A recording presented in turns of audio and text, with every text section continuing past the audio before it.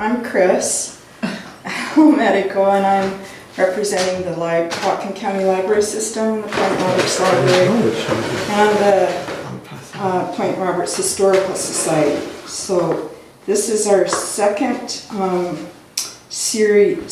third year actually of this old house stuff. And so these are some of the, I have something here for people who haven't come before. And it's just a little pop quiz. The answers are on the pop quiz. First time. Want to pass them around here? Thank you. So,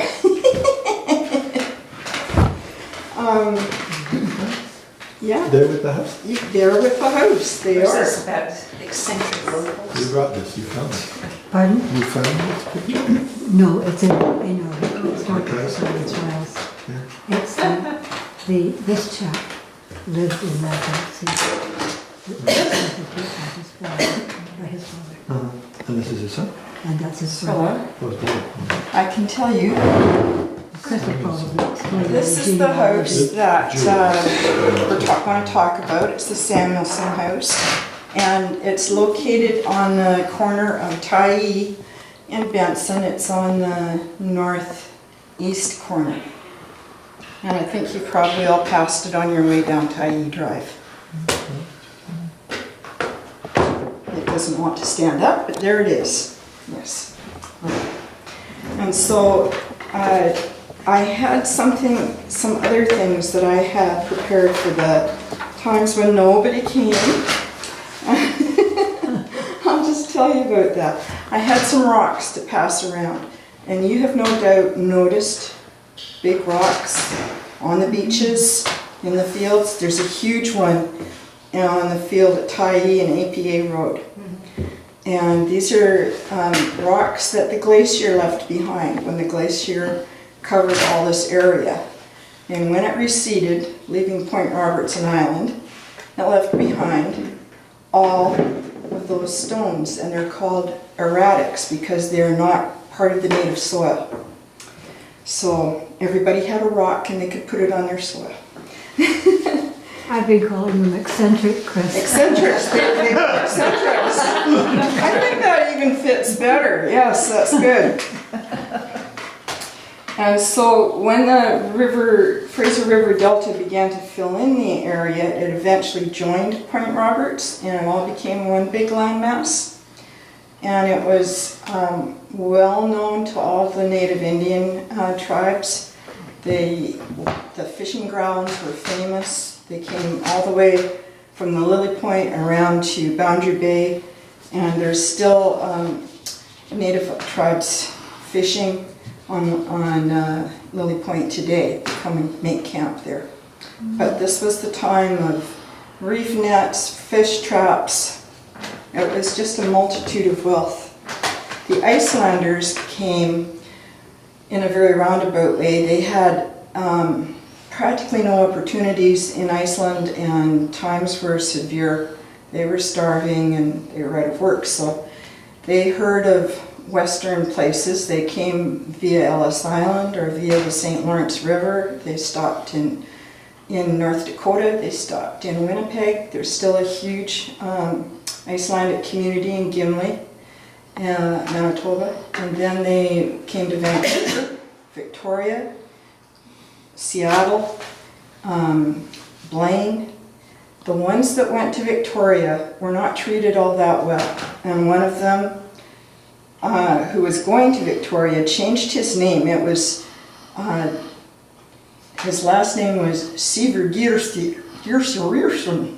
And it just seemed, I know this is terrible, but it just seemed that that was not a really good name to be sprouting, taunting around in a country that was a little anti-Icelandic immigrants. So he changed his name to Sever, but when he came through immigration, the guy in immigration put a little Z behind it, and he didn't know enough English to kind of correct that, so he was Sieverts for the rest of his life. He went on to become a very well-known Canadian in the postal union movement in Victoria. And he married a lady, I don't remember her first name, Ingeborg, not Ingeborg, but Endeberg. It ended in Berg. And she was a Samuelsson. So that brings the Samuelsson part into it. The Samuelssons heard about Point Roberts. Everybody heard about Point Roberts. And at one time the Sievertses came to Point Roberts after their family home burned, and they stayed about 2 years. Well, in the meantime, Jonas Samuelsson had come. I'm not sure if that's his real last name, but he had a son named Samuel. He married, and he had these 3 sons. Well, wait, that's him sitting. These are his 3 sons.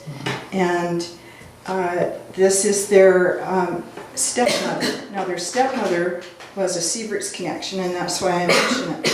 It took me forever to figure out how this went, but they have written 2 books, Sieverts 1 and Sieverts 2, family books.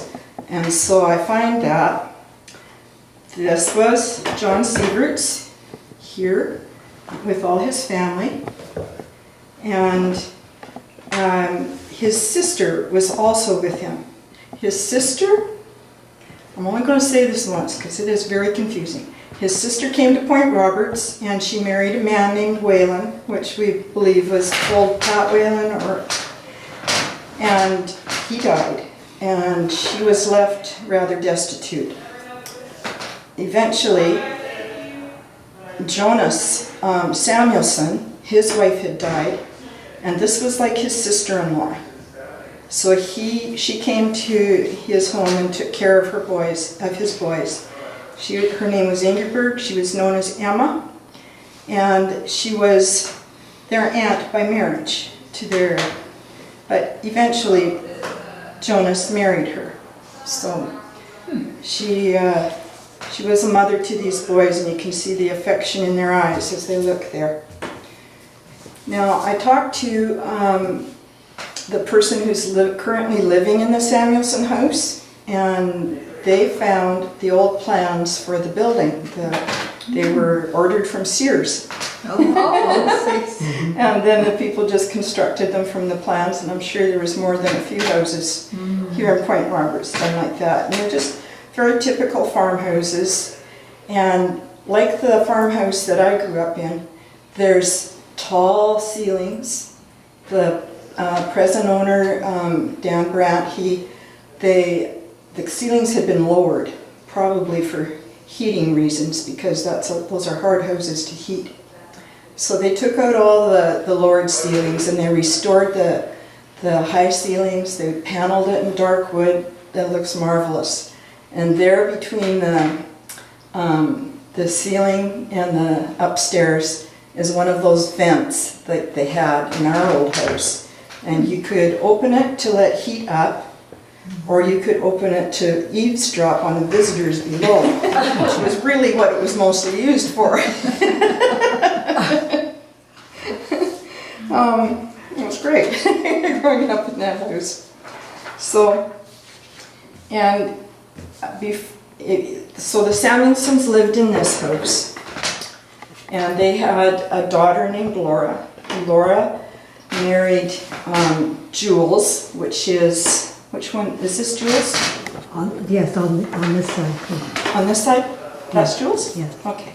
She married Jules, and he worked on the fish traps out here, and they were singers. The whole family was very musically inclined. So sometimes working out there on the fish traps, he would start a song. He had a baritone voice, and Jonas Thorstenson, he would sing in a really deep bass, and then the others would join in. His brothers would join in, and so they'd be heard singing across the waters on quiet nights. And that was a memory that Lola remembered and wanted to make sure everybody else got to hear about. They didn't live in Point Roberts too long. Jules had injured his back, and he found a job in Bellingham, I believe, teaching. And he well, one of the brothers was a teacher here at this school, and he's featured in that picture looking over the filing cabinets. Oh, neat. Yeah, that was Ted, I believe. And I could be wrong, but anyway. So We don't they- know. That's fine. That's good. It's all good.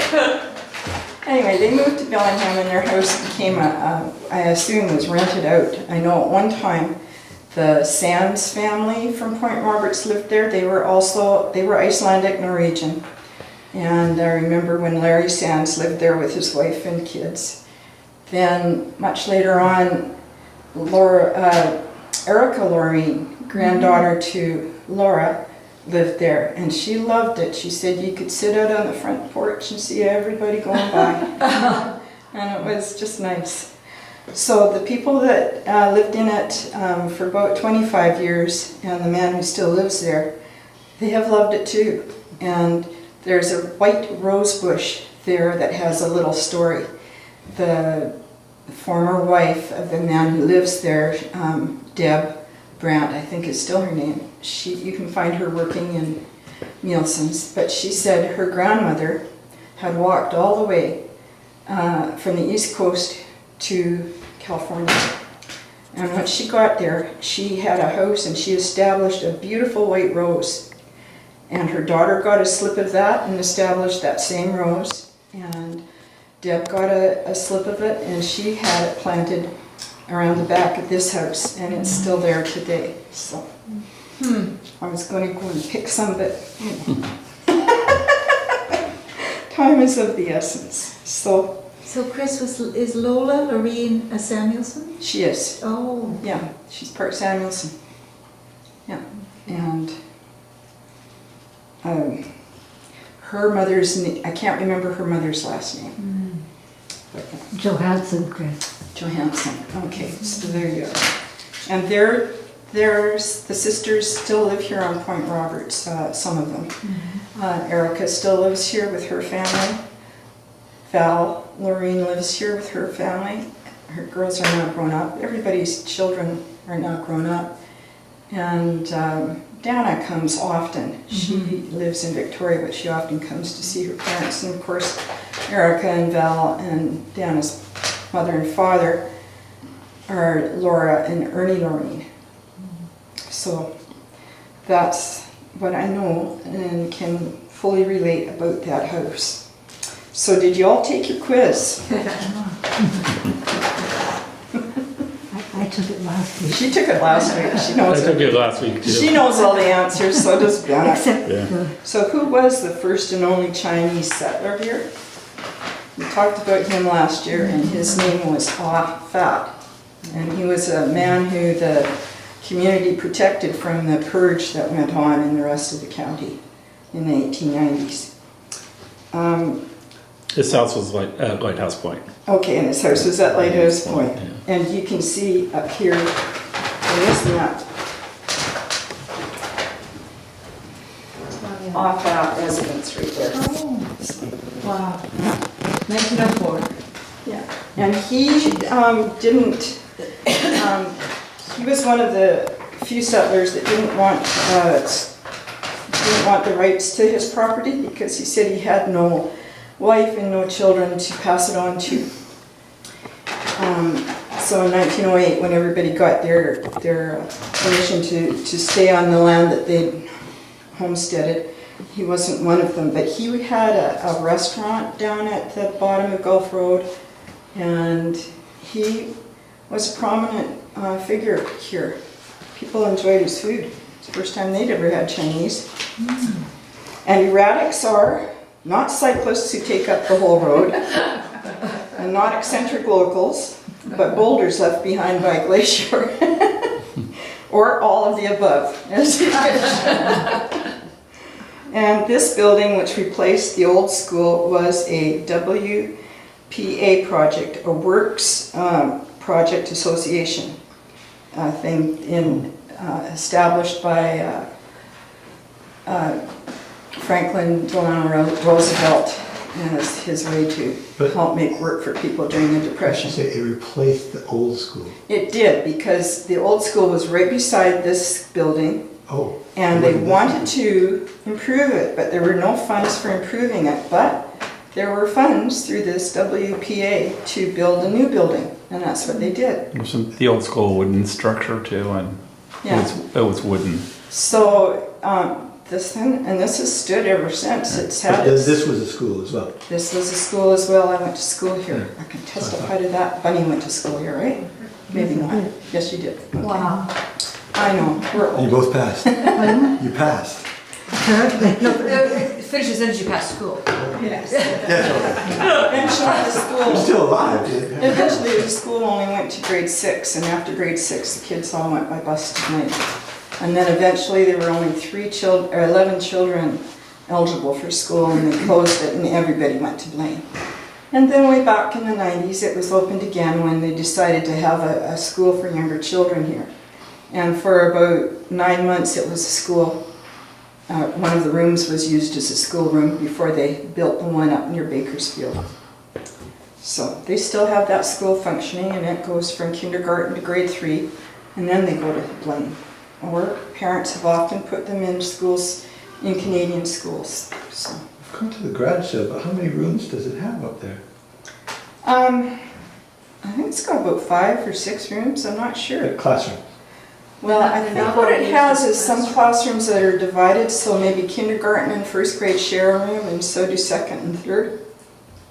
Because usually there's between 13 to 17 students at any given time in all of the grades. Yeah. So, And then there are like 3 rooms that are you can divide up, yeah, and then there's a couple smaller rooms so they can work individually with it was the made kids. in, so it Wow. could be, And one big room where they can run around. Yeah, well, Flexible. that's Oh, yeah, one. I think they don't have a gym. Well, they Well, they have a playroom. they have, they have a playroom out there. But not like it's like a- a garage. It's built like a garage. You can lift the doors up. Oh, that's where they have the garage sale. Yeah, Okay, yeah. It's- that's what they use for their out when it's raining. They only have 70 kids, remember?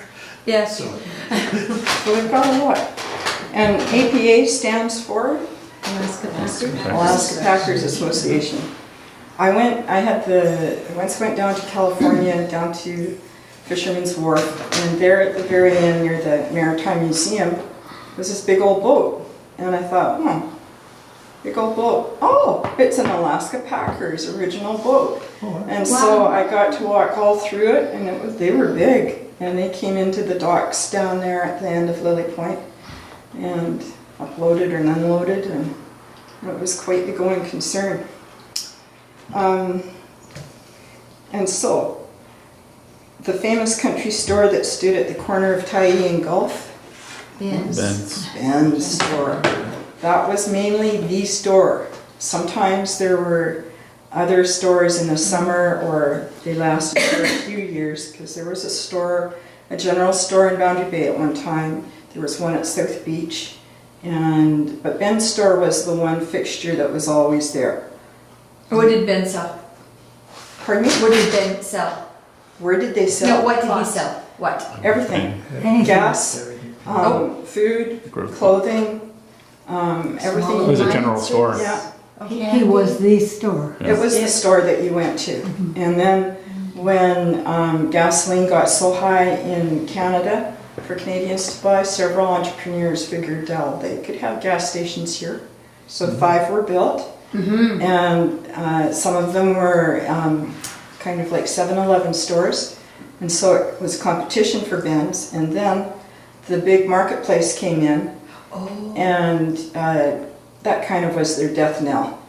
But they stayed going for quite some time. They changed ownership from Ben Thorderson to Flo Gladue, or Bert Gladeau.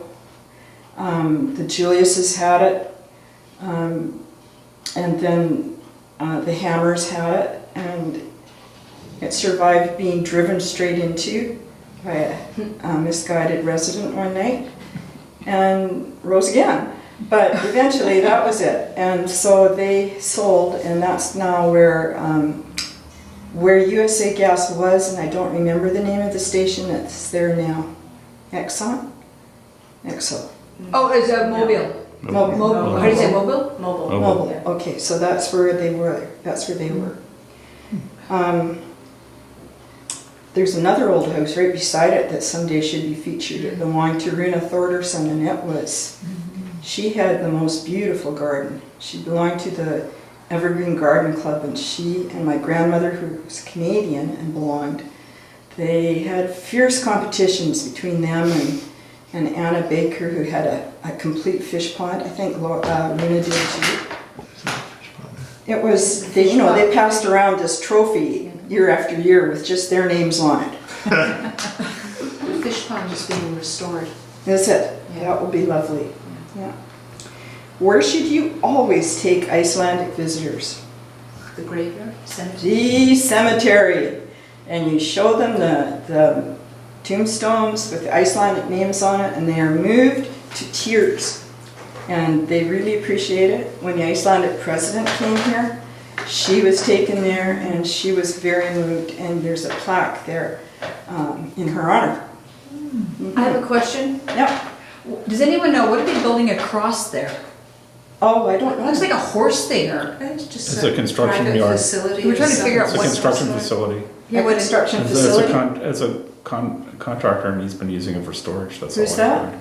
I don't know which one it is, but, In the old gravel pit. yeah. okay. They're making it pretty fancy for Yeah. just that. Yeah, it's very elaborate. Yeah. It is. Yeah. I heard they're just using it for storage. I heard a rumor. Oh, what is That's it? a rumor. The building was large because he couldn't get a permit for a house. And so he built this storage facility, and now he's building his house inside it. I like that. I like that. That's very typical Point Roberts right there. So you can take that for what it's worth. Getting around the county is a very typical Point Roberts endeavor. And then Innisfree, Tam O'Shanter, Dunworkin, Green Gables, and Come On In are the common names of what? Cottages at Maple Bay. Yeah. Yes, Maple they Beach, are. yeah. Yeah, Maple and Beach cabin. probably Maple they Beach. have some names for the ones on Freeman's Beach, but I don't know. And name 2 famous taverns that stood at the foot of Gulf Road. Breakers and the, Well, the reef's The reef, there. the reef. The reef's still there, Yeah. Breakers closed. And back when you couldn't buy beer on Sundays, and beer was much cheaper here, the lineup coming up to the border would be just like it is today on a Sunday, all the way down the hill. And people would come over, have their free beer, and trot on home. And it's changed a lot because now there's beer on Sundays in Canada, and the pubs are open all the time. And you just can't be drinking and driving in either area anymore. The police are they really stepped up the laws because they tightened things up. I remember one of the Canadian customs officers, he'd be coming up the hill in front of us and he'd be going like this. Everybody just Sway with oh the yeah, music. what's that? That's name the local quilter whose work hangs on these walls. Judy. Judy Rudd. What did the southern catfish say about the orcapod? Whale, whale.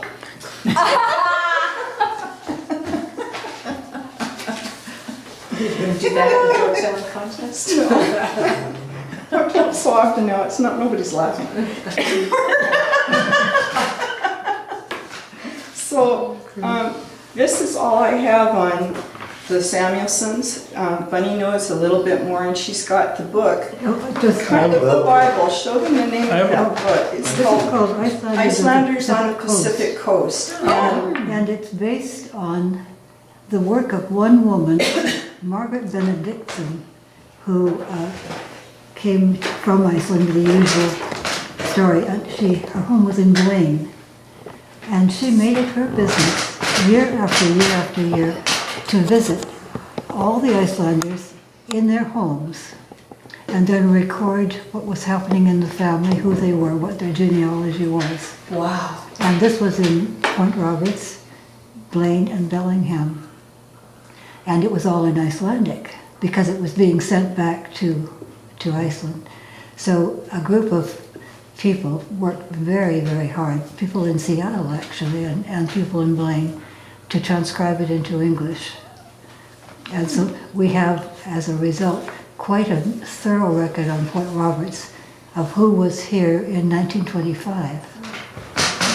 So, I have a question about the Samuelsons. I know different families had different, families did chickens, some did cattle. Do you know what they were farming? It was a farm.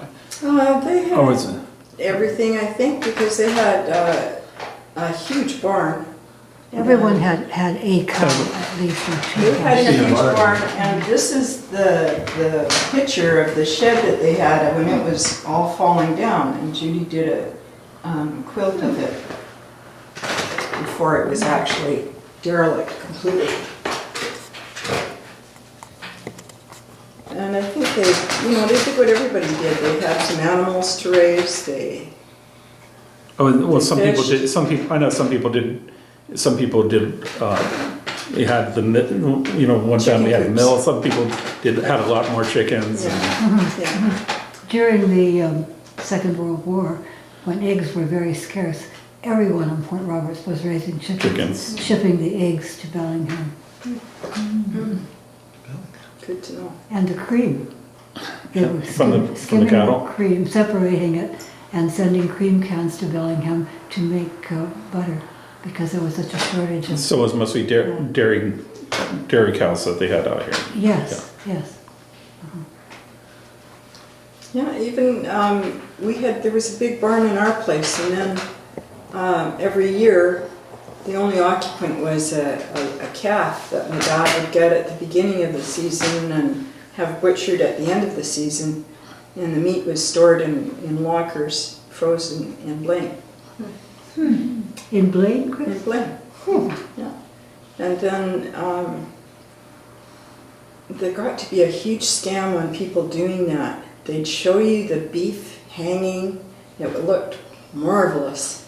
You could put that pencil with the eraser end right deep into that meat. It was so tender. But then you never knew what that was that they actually saved for you. And there was no way to tell. And that there was a big scandal down in Seattle about that. That ended that kind of industry, because I began to doubt that was the bully boy that you had raised or not. And then they opened the freezer in Ladner, Yeah, which was... yeah. And you could go out, you could drive out to Ladner and get meat. We did that every week. Got ground round, hot dogs, and I think that was about it. Yeah. So, any questions? Any other questions? All right. Is there a house or a place that you would like to heard of? You passed this around. There's some place at the dance hall, he says. There was a that- dance hall. That's not, is it still It's standing? no. No. When you go down to Boundary Bay, you're on Bayview Drive, the main drive. Yeah. And you're heading towards Canada. And right there where there are now condominiums was a store called Metcalf's, and it had food, fish and chips, and a big dance hall. And that's where the kids went dancing. And young fellas would be driving up and down the road cruising. It's just a short stretch, but there was that. There was a couple other stores. There was the skating rink, and it was like the place you snuck out to go to. Did they also do dances at the Grange Hall? Yeah, that's Yes, why of course. that's why I thought that was the dance Yeah. hall. But there was another older dance hall Ah. and general store at Boundary Bay owned by the Waters family. Oh. And it burned down in the 1930s Huh. and was never replaced by another dance hall. And the Glenfield Lodge, it says? That was like in the 30s. You see that picture with all the cars up there? Well, some of the touring cars came from a lodge in Vancouver, and they take people out for the day to Point Roberts to the Glenfield Lodge in Point Roberts, and the cabin with that was part of Glenfield Lodge is still a fixture in Boundary Bay. So Hasn't changed a lot. I don't know. I saw the picture and I thought, oh yeah, I've seen that place, but I hadn't. So it's like a hotel? Yeah, it was a And little then place to go he's stay. got Silver Sands. Silver Sands. I'm not sure. Roger Nottingham and his wife Anne Nottingham were here one of the times, and we just had a long talk about the places down there and that was one of them, and he was suggesting that we do some research into that. But That It wasn't was down at Glenfield Maple Lodge Beach. earlier, Chris, I can't, It could have been, I don't know. I don't remember. really. Yeah. Okay. So, Yeah, you need to get some of the old maple. I've heard of Clark's story families and here Whalen's to story, talk. but those three. and Roger and Ann had a walk-through of a lot of the old cabins in Boundary Bay a few years back. We did up history and stuff. Yeah, so. Oh, there was another thing I was going to say. If you're out in the woods and you see a huge old snag burned up, but it's still, you can still see it was cedar. There was a huge forest fire that ripped through Point Roberts towards the end of the 1890s or the very beginning of the 1900s, and it left behind these cedars that are just still standing there, about 16 feet high maybe, and they're all charred. And everywhere you see them, they're usually plowed under for a house to be put in, but that's how they came about. Yeah. And then about the natives that used this area, at one time, Brian Fairfax from the University of UBC came out and told my mom. She was interested in a lot of folks, and they always came to visit her, and he told her he thought he knew where an old longhouse was. And he took her to the border, up Roosevelt Road, just to where it starts to get woody. And we all walked through the grass to into the woods there, and it did look like there might be the remains of a longhouse there. And my mom was really impressed. She took off her glasses and set them down on the log, and that's where they still are. And we could never find the path again to go out there. So that was it. Was this the east or the west side? Of It was on the Thai? Canadian side. It was on the Canadian side. Yeah. On top of the hill or down below? Chris? Down below, like Yeah. where it starts getting woody. Yeah. It's It was after right there. after Province, but right as it's starting to go up the hill. Oh, just like at the bottom of Snake At Hill. Well, the they- bottom of Snake Hill, but further up. Oh, that's before where it that's where my starts rising. that's where my Before property it is. starts rising. Yeah, So, yeah. On the it's right Canadian across the side. street from there. On the Canadian Yeah. side. Well, they've had archaeological digs in there, there's a lot of treasure in there. That's why that part hasn't really been developed, it's my understanding. Right. Yeah. And somebody said that they'd found some artifacts in that new business that they're building just below the hill, where all that lovely black earth is. And wouldn't be surprised after hearing that. That perhaps Because there the are. tide would have come up to that Yeah. level and they would have Yeah. camped right there. And the huge middens that were down at Boundary Bay, everywhere there's a hill in Boundary Bay, that was once part of an Indian midden. Yeah. Some of them have been flattened, some of them have been excavated, but they're still there. When I say huge, it like went blocks. Blocks and blocks. And mostly people just built over them. Pretended they didn't see that skeleton or that bone. It's been going on for thousands of years. Yeah. 3,000, I think. No, I'm not just there. I mean everywhere. Oh. You just build over whatever's there. Yeah. Yeah, that's a tendency.